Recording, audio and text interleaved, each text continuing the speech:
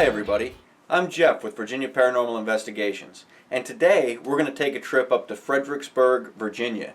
And we don't have a specific destination that we're going to up there. We've heard there's some haunted places, and we're going to go up there and check them out, see what we can find, maybe do a little bit of research along the way. But most importantly, we found out that there's a Wings to Go up there in Fredericksburg. Now this Wings to Go has eluded us for quite some time now. This place started in Delaware, and to my knowledge, there was only Wings to Go in Delaware, but I went on their website and there's Wings to Go all over the place. It said there was one in Virginia Beach, but when we went to the location, we couldn't find anything. We couldn't find an address, a phone number, nothing about it.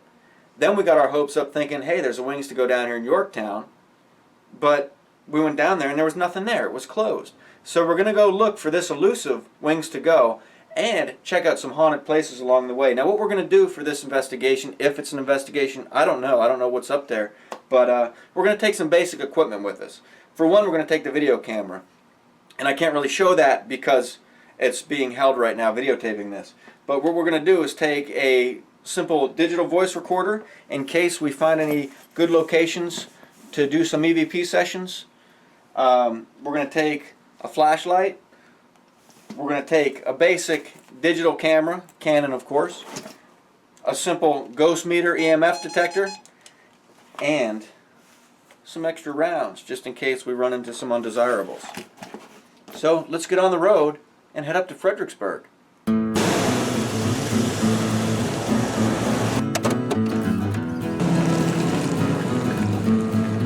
So as the sun's going down here, we're about an hour out from Fredericksburg. We've been driving for a little bit now, about an hour and a half maybe. And how's the research going so far?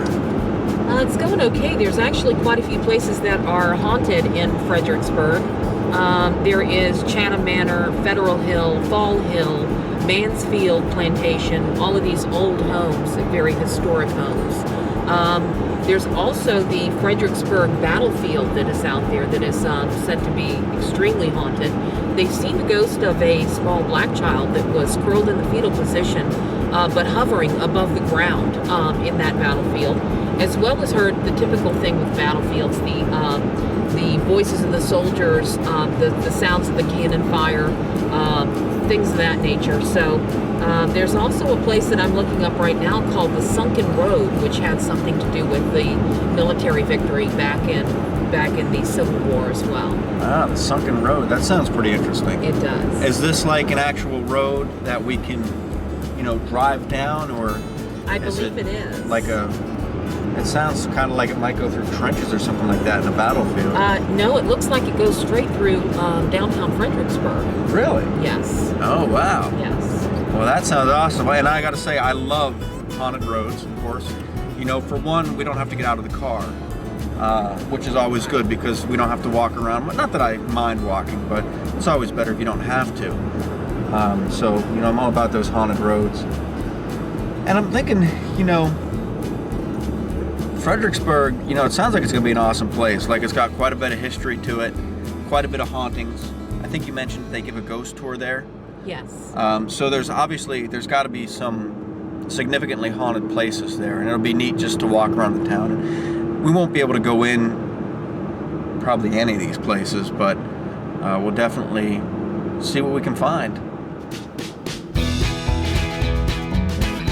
All right, so look what we found here. None other than a Sheetz right along 17 here. And how awesome is this? Very awesome. It's always awesome to find Sheetz. Unfortunately, we're not going to eat here yet because as much as I love their popcorn chicken, we're on a mission to find Wings to Go. So that's going to be our destination for dinner. But we did need gas, and I do need to use the bathroom. And Sheetz always has fairly decent bathrooms. Not for walking around barefoot, but if you just got to stop in real quick, it's a nice atmosphere in the Sheetz bathroom. So we'll go in here and check it out. And let me see if I can give you. Oh man, $1.47 is the gas price here at Sheetz. Oh yeah, that's amazing. All right, so we just came out of Sheetz and we got a couple snacks. We can't go into Sheetz without getting snacks. Got some red beet eggs. Try to hold me over till we get to that Wings to Go. And then Linda got some pepper jack crackers. And we'll let you know all about that stuff. But I'll tell you about the bathrooms in there. They were pretty decent. And I wasn't in there for any extended period of time. I will say one of the sinks didn't work, which isn't a big deal because the guy that was in there, he didn't wash his hands anyway. He walked right out. So I was the only one that, we only needed one sink because I was the only one washing my hands. But we're gonna tell you about this stuff and get back on the road here to Fredericksburg. All right, I like these beaded eggs, and I'll tell you why. Because they're good. And they come with pepper and salt. So what I like to do is take one of these eggs, take a little bit of pepper here, and just kind of sprinkle it on the egg as I go along like that. I don't know if you can see it too well with the light, but oh man. These are some good eggs.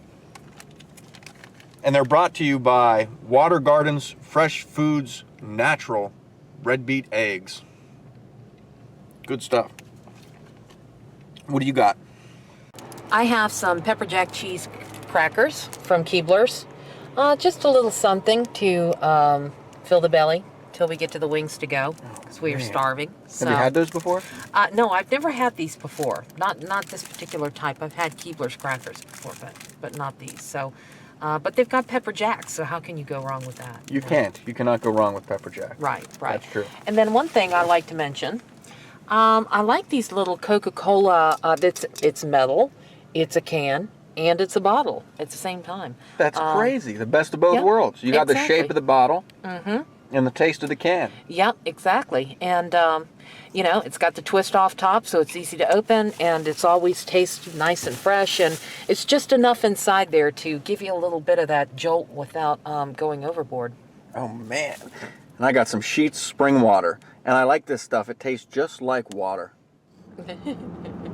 Where in Fredericksburg is this Wings to Go? Well, I'm not exactly sure, but it's on the Wings to Go website. Okay, so they actually had an address. Unlike Not only did it have an address, but it said it's now open. So I think it's a new location. Oh, that's awesome. Yes, so, man, hopefully we can find it. Because this Wings to Go is really just sitting, like I can taste those wings, you know, and I gotta say, with these wings from Wings to Go, you know, I've eaten these were probably the first chicken wings that I've ever had as a kid, as a child. I remember getting that styrofoam carton from Wings to Go with a little celery and ranch or the blue cheese, biting into those wings, those Suicide is the name of the sauce. It's a really very good sauce, and man, these wings were amazing. And like, ever since I found out there were Wings to Go's outside of Delaware, I've been wanting Wings to Go. And like I said, we kept being disappointed because we couldn't find one. So hopefully we'll make it there tonight. After several minutes of, well, I don't know how many minutes it was, but let's just say a long, windy, dark stretch of Route 17, twisting and twirling through woods and fields, just seemingly going on endlessly into the darkness. And we are now 7 minutes out from Wings to Go, and I have to say I am filled with anticipation. I've been waiting for this moment for quite some time now, and we are almost there. As you said, you know, we've been trying to get to a Wings to Go for quite a while now, so I am really excited about it. Use the left 2 lanes to turn left onto US 1 South. Shut up. The garlic and Parmesan wings is what I get, the boneless wings. And those are amazing. They're just filled with flavor. They have this kind of crispy sort of exterior, but then it's got that glazed sauce over top of it, and it's just, they're amazing. And I think the last time we might have gotten a basket of fries to share between us, but I'm not positive about that. So we'll have to see, but I'm really, really looking forward to it.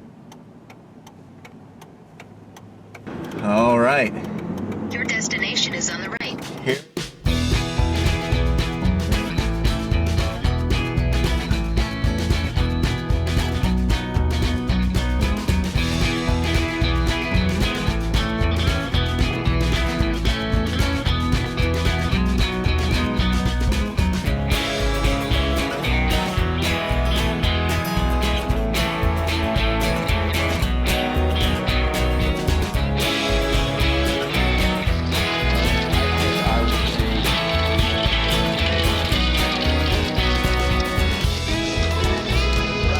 So what'd you order there? I got the boneless wings with the garlic parmesan sauce that comes on it. It always comes with either like celery or some other, like maybe carrots or something, with your choice of either blue cheese or ranch. And I'm just kind of waiting anxiously for them to arrive now. I too am anxiously waiting for my suicide wings with the suicide hot sauce on them, which, as I stated before, is amazing. Now, I have yet to sample wings from a Wings to Go outside of Delaware, so we'll see what happens. But like I said before in the car, the anticipation is just killing me. You know, I'm like a kid on Christmas morning waiting for, you know, my brothers to wake up so I can open up the presents. It's that close. It's like right in front of me, you know?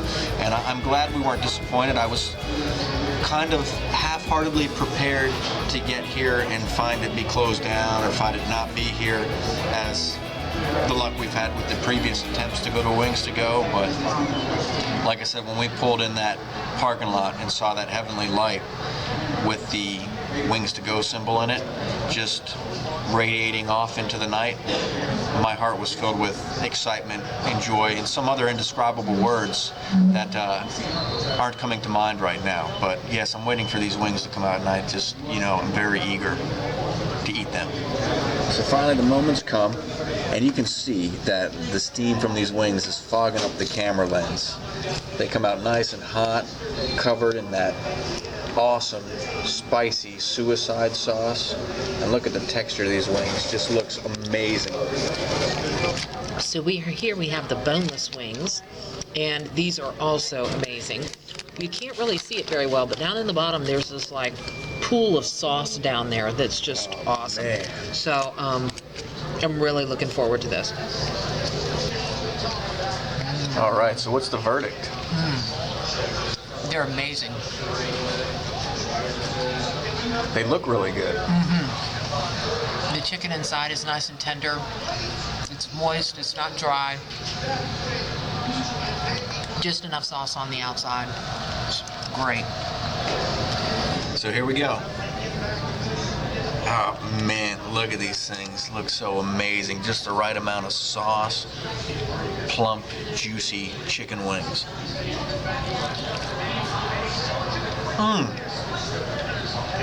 That is perfect.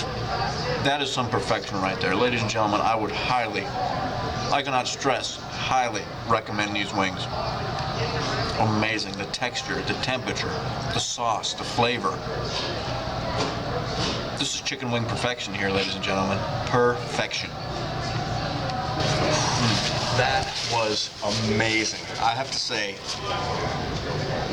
I'm highly impressed.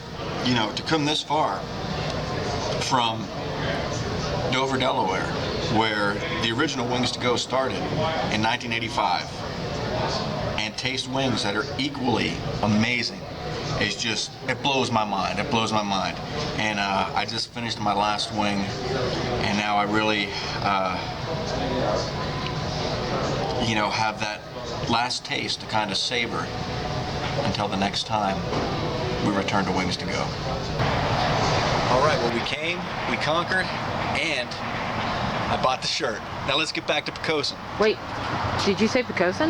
Yeah. I thought we were going ghost hunting. Oh yeah, that's right, the ghosts. But first, a moment of silence, because I just killed those wings. All right, so we're gonna head down towards Old Town, Fredericksburg, and see what we can see down there. We would imagine that Old Town would be probably the heart of all the history. Yes.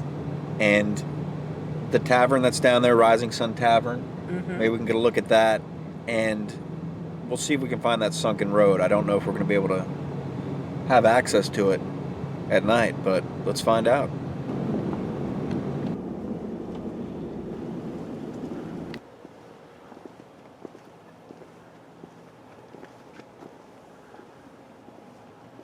All right, so this is it.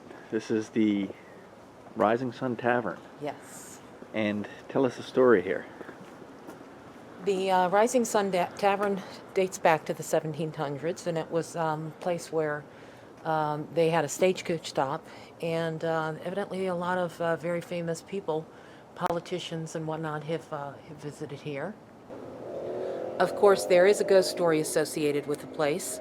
Supposedly, one of the colonial owners named John Fraser has lingered behind here, and he does things that are more of a nuisance than anything else. He doesn't scare people, but he messes with some of the employees. He's heard walking around inside the tavern, and supposedly he's most active during the holiday season for some reason. Has he ever been seen outside of the tavern or just inside? Not that I know of. I didn't hear any stories about him being seen outside.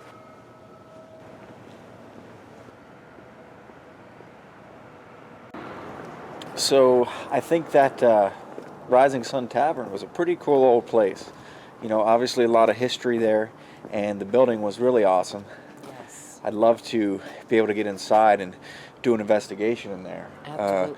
It wasn't appropriate for us to do, you know, we thought about doing an EVP session maybe outside of it, but with the amount of traffic on this road, it's ridiculous. We wouldn't get anything.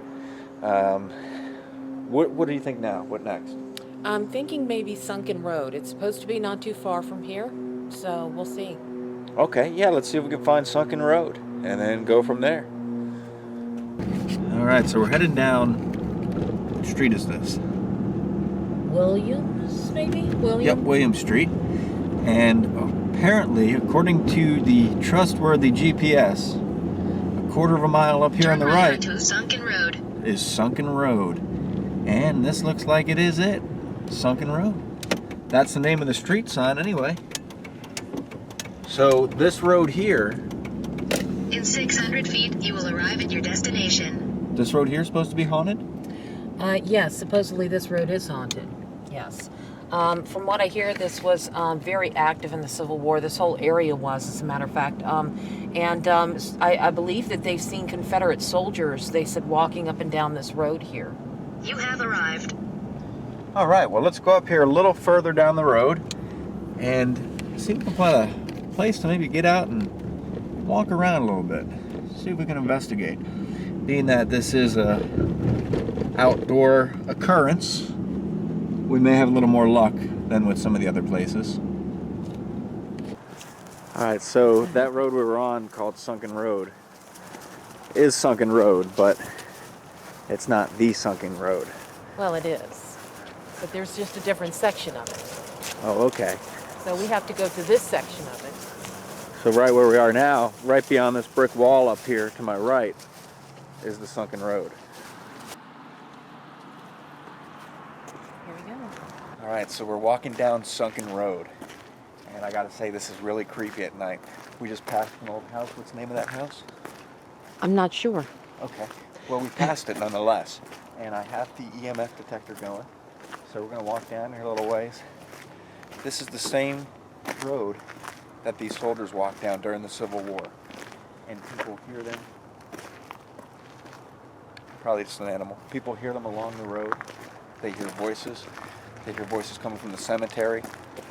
What we're gonna do is we're gonna go down a little bit farther away from the main road back here, and we're gonna set up for an EVP session. We're gonna keep the EMF detector going the whole way down the road and see if we pick anything up. So we are set up here next to this stone wall, and we have our digital voice recorder here, and it is currently running. We also have the EMF detector that's sitting here, just a little ways away from it. And we're going to do an EVP session and see if we can pick up any voices. I'm Jeff, I'm Linda. and we don't mean to trespass, we don't mean to intrude or to be here unwanted by any means. We really respect all the sacrifices that were made here and all you contributed to the cause of saving the country. We would like to know if there is anybody here with us, and if there is, we'd like to hear your story and maybe anything you'd like to share with us. Could you tell us your name, please? How many of you are here with us?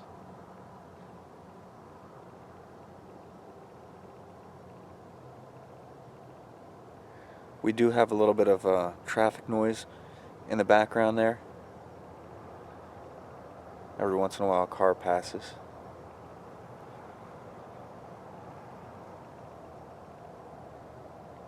How old are you?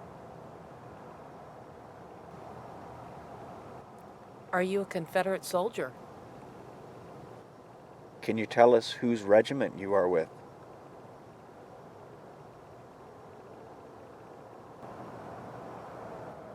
What was your hometown?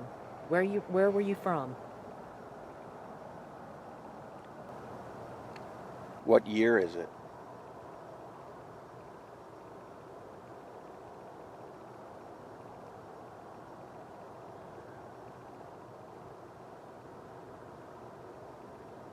You mentioned a house down the end of the street. Yes. What's the story with that? I'm not exactly sure the true story. I know it's called the Innis House, Innis, and supposedly it is haunted as well. Oh, okay. Anything outside or is it inside? Well, everything outside is relating to this road. Evidently, the nearby residents not only see the Confederate soldiers walking up and down the road, they have also heard the sounds of cannon fire. They've heard voice commands being yelled as if by soldiers. Oh, wow. And It's a that private sort of thing. residence? All of this out here is apartment complexes on the far side, and evidently it's called Mary's Heights, and evidently those are the people that tend to hear things out here. Who was Mary? I have no clue. No clue. You have any more questions? No, not really. But it is creepy out here. I feel like I'm being watched. I do kind of feel that, kind of like over this way, Yeah. like behind us. There's something, yes. Yeah. Something definitely. Although there is a fairly steep hill up here, so I can't, perhaps something on the top of the hill watching us. Yeah, that's possible. And, whether it's an animal or not, I don't know. I did hear a little bit of rumbling over in the brush over there on the way down here. I don't know if that was what that was. We obviously can't classify it as definitely being a spirit or any kind of paranormal activity because we don't know. Very well could have been an animal. But I do have that sensation of being watched while we're standing here. I sort of feel like there's something up this road too, maybe standing up there watching us. And I wouldn't mind going down there and maybe taking a couple of pictures of that old house that sits there. Is it a private residence? No, I don't believe so. I think it's a part of the national battlefields here. Okay. So it's not resided in. Let's do that. And thank you for taking the time to talk to us. We hope to be able to share your story. You gave us anything to go on? If not, of course, like I always say, it doesn't mean it's not haunted. It doesn't mean there's no one here. It just means no one wants to talk to us, but we'll find out. Let's go down this road a little farther and see what we can find. And we did find this little historical marker here, which kind of gives you an idea of what it looked like here back during the Civil War. Right in front of us. And this is just to the right of the road. And this is that house. I'm not sure if you can see it too well in the video. And what's the story with this? I'm not exactly sure of the story, but I know this is a part of the battlefield. It's a very, very old house. And supposedly this house is haunted as well. You can take tours. You can come here during the daytime and you could go down inside that house and look around. The Sunken Road was worth it, especially at night. I can imagine the place being creepy during the daytime, but even more so at night. You're stuck between that stone wall and that big hill that kind of leads up, that grassy hill, and it's just one of those places you feel like you're being watched the whole time you're there. Yes, absolutely. I agree. From up on that hill behind us, more so like we discussed, and that's where, if you think about it, during the war, you would obviously observe from the high point. Right. So could there have been spirits from the past still lingering behind, observing our moves down that road? What do you think? I think there's definite possibility that there could have been. And that's definitely worth going back to, the Sunken Road. I'd love to go back to it during the day and, see what it looks like during the day, get a better feel for it, and actually read some of the historical markers and everything. Tonight it was very cold. By the time we got done, my fingers were they're still defrosting. So what's the next point of interest? The next place is going to be Charlotte Street. Back in the 70s, evidently there was a lot of sightings of a blue light in the form of a headless girl that used to float down the street towards Federal Hill Mansion that is there. And we probably have missed our turn, so we're going to have to see if we can circle back around and get back to this location. And there we have it, Charlotte. Yes. Okay, so here we are on Caroline Road.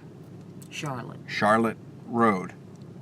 And Linda's going to tell you a little bit about the legend that is associated with this area of the road. Yes. From this section of road that we're parked on, all the way back behind us is an area of residential houses, and supposedly back in the mid-70s there was a story about the residents who lived here seeing this blue light, and the blue light was in the form of this headless girl that used to float down the street here, headed toward the Federal Hill Mansion that's down here. And nobody knew exactly who she was. There was no identity. Nobody knew anything of why she was there. But they continuously saw her. Multiple witnesses had seen her over this time period. And supposedly they didn't see her much after that. If anybody has seen her since, they certainly have not reported it. That's interesting. And now you said she was heading towards a Federal Hill Hall? It's a Federal Hill Mansion. There's quite a few mansions, plantations in this area, and supposedly Federal Hill is one of the names of the mansions here. Oh, awesome. So what we're going to do is we're going to sit here and we're going to do a little stakeout. It's been a while since we had a stakeout. Yes, it is. Probably since my birthday at Texas Roadhouse. Hey, is that her? No, I don't. I see something. Huh? I think that was a guy with long hair. Huh? I'm pretty sure that was a guy with long hair. Oh, and it wasn't blue. Right, he wasn't, and he didn't have it. He had his head. Oh, she doesn't have a head. This is a headless girl. Oh. Yes, this is a headless girl with some sort of long gown on that floats down the street here. And she emitted this bright blue light. Interesting. Yes. Now, they don't know anything about her name? No, they know nothing about her identity. They don't know why she was floating down the street, who she was, where she was headed to. They had no clue. That's interesting. Mm-hmm. Now, do you think there's anything that they could have possibly mistaken this for? I'm looking around us here. I do see, obviously the landscaping is different than it was back in the 70s. Yes. So do you know of any theory, or do you have any theory as to any kind of rational explanation for this? Not that a ghost would be irrational, of course, but anything that, could possibly debunk this being a woman? Not right offhand. This section of street, it's not brightly illuminated by any means, but there really are no lights around here that we can see, at least not in modern times now, that are blue. And certainly, I would think if they're seeing something floating down this road that's blue, it would have to be something that's moving. Whatever it was would have to be moving down this road. And I Right. see nothing. There's trees kind of on one side of the road and houses further back. So I can't imagine that they would have seen anything that that was moving down this road that could have caused this blue headless woman form. Yeah, and it would be one thing if it was like at Coho Crossing, it's a light. You know what I mean? Maybe there's an explanation for it. You know, they said swamp gas or something like that. Yes. But to be as vivid, Right. as descriptive as saying it's a woman, she's got a gown, like people see the gown, the flowing gown, and Yeah, she has no head. no head. Right. That's obviously not just a light. Yes. You know what I mean? So I don't have an explanation for that. I don't either, and it begs the question: why did this girl have no head? I mean, if they were not in the practice of beheading young women Right. any time in this country, so why would this have happened? And they don't know what time frame this is from either, this woman. No, all they said that she had some sort of a long gown on. You know, with her emitting that blue light, they probably couldn't tell a whole lot of detail about the gown. But, you know, we do have the railroad tracks and the railroad station nearby. That's true. I suppose there could have been a railway disaster or something that, you know, made her lose her head. That's true. That's the only thing I can think of. Yeah, because what would cause someone to behead her if someone beheaded her? Right, What would be the reason for that? right. I mean, this is not medieval Europe where, you know, somebody messes up and they chop off your head. Right. But back, I don't know. Unless there was something paranormal associated with her. Could be. I don't know. Did they behead for witchcraft?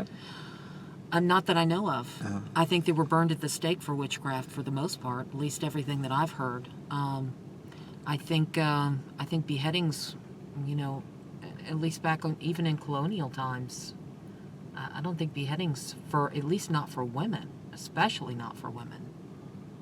That's a very odd thing. So I'd say it had to have either been a disaster, or like on the railway, or it had to have been a serial killer, perhaps. But then there'd be probably, if it was a serial killer, they'd probably have some kind of documentation of... Not necessarily. No. The city burned in 1870. Oh, okay. we So the have to keep in records are all... mind- Yes, we have to keep in mind, I think it was 1870. We have to keep in mind, too, that there may not be good documentation of things like that. Back in the Civil War era and even back before that, they did not have good documentation about, you know, things of that nature that would occur. So we observed for a little while down the Charlotte Street, it's called, and we tried to figure out, of course, if there was anything that could be causing these sightings of this blue lady. Of course, that was a little bit hard to debunk with all of the detail involved in the sightings, but it was just a normal residential street. Nothing strange about it, nothing particularly creepy about it. The one strange thing, the one thing that caused us to really wonder was the reason why some headless woman would have been floating down the street, how she became headless. Just an odd story all around. Well, as Linda said, we did observe for quite some time, and we didn't see any trace of what could have been a blue lady or could have been mistaken for one. There were even a couple of people, random people, that walked down the street, and we watched as they walked by. And like I said, I'm sure the landscape is far different than it was probably back in the 70s. I don't know if that was the last time she was sighted, or if that was just when the majority of the reports surfaced of her sighting. But like I said, the landscaping is significantly different. But nonetheless, as these people walked down the street, there was at no point that any of the lights hit them from a certain angle or a certain direction that made them appear as if they emitted a blue glow. So, like I said, and say all the time, it's not that it doesn't happen, it's just that we didn't see it. And I'm sure you've noticed behind me here, we have sheets that we found on the way out of Fredericksburg. And today's our lucky day. It's a good day for sheets because, you know, we were talking about getting coffee and food, which we wanted both from sheets, but coffee doesn't really go well with popcorn chicken. So what are we gonna do? Well, luckily we found a sheets right here, so we get some coffee, and then by the time we get to the next sheets, hopefully we'll be hungry.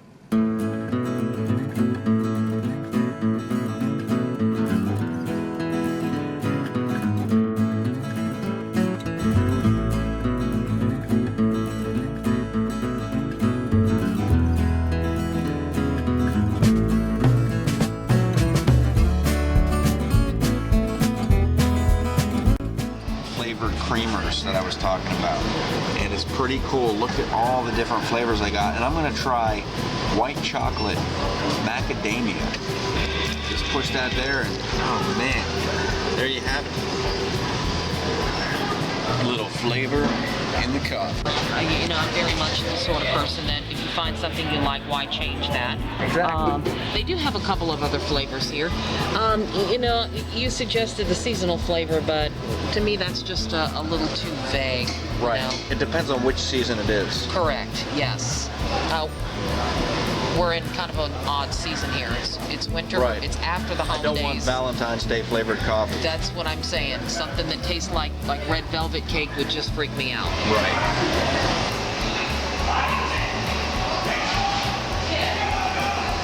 So we're sitting here in this nice little dining nook that they have. This is the first time I've seen one that had sort of plush leather seating and things available, a nice little coffee table here, flower arrangement. They tend to make it kind of cozy for people. They really want you to sit and stay for a while, it seems, and that's kind of nice, especially if you've been on the road for a while. You're driving one of those foreign cars with the real hard seats. You know, you really want something soft and, you know, relaxing on your backside. So, I've certainly got my coffee here. And one thing that I have to mention is that it seems that every convenience store that you go to has its own style of coffee lid. Sheetz is no different. They currently have a patent pending on this coffee lid right here. So we're going to try it out and see if it perhaps works better than those that you might find at the Wawa or the 7-Eleven. How long will the patent be pending for? That I'm not sure. I'm not sure about that. Okay. So what's the verdict? The verdict is that the coffee's very good. I have like 3 shots of caramel in here, which it smells wonderful. It's got sort of that nutty coffee aroma to it with just that hint of caramel, and the flavor is also very good. The coffee's hot, so no complaints here. Now I do have to say that I do like this little seating area around the corner. They also have a bunch of tables. They have, it looked like a bar with some stools at it. And then in the farther back, they even have like a pub table, some more seating with a TV going and such. So it's a nice little restaurant here, per se. And being that it's open 24 hours, it's an awesome place. I gotta say, if there's one of these near us, this would be where we'd have our group meetings. It wouldn't be Denny's, you know, and I'd have to say I love Dunkin' Donuts, but I would be at Sheetz. Now, this coffee, I got a chance to take a sip of it, and it's very hot, so I got a small sip of it. But I gotta say, it's pretty good. I put the right amount of white chocolate macadamia, I think is what I put in it, and it was just the right amount because I can taste a hint of the macadamia. Not so much the white chocolate, but it's got a nice, very nice aftertaste to it, which I really give it 2 thumbs up.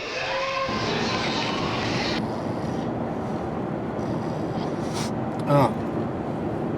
Well, we left Sheetz, and you know, it was a nice little stop there. We got to sit and talk for a little bit, and, you know, hang out in their nice little restaurant area, which was pretty cool. And now we're driving down the dark, creepy stretch of 17, which applies to most of 17 between here and Yorktown, probably, honestly. But there is a beacon in the night that is calling our name, and that is another Sheets. So we're gonna make one more stop, and this time, as we discussed earlier, we're gonna get something to eat at this Sheets. So this, one thing I gotta say about 17, it's a stretch of road that it twists and turns through the country and the woods. And there's a lot of historical markers along it. A lot happened along this road out here, kind of, as it appears in the darkness in the middle of nowhere. And it's pretty interesting. I'd love to have the opportunity to stop and check out some of these historical markers along the way, but a lot of times there's nowhere to pull over. But we're going to continue on to our next paranormal pit stop. I find it odd that it's been about 7 hours since we had wings to go. And I'm still having these like garlic parmesan flavored burps coming up, which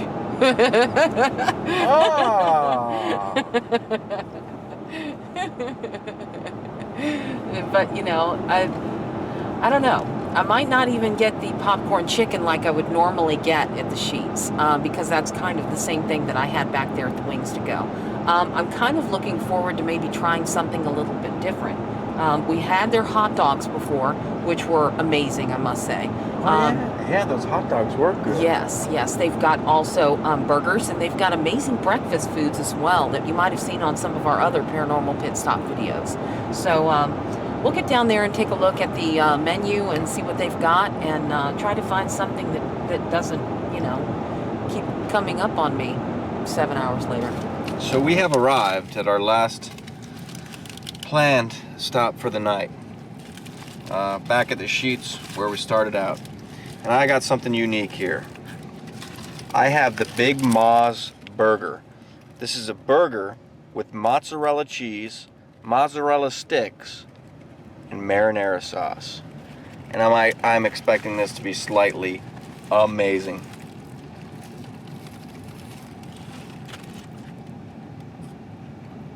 This is heaven.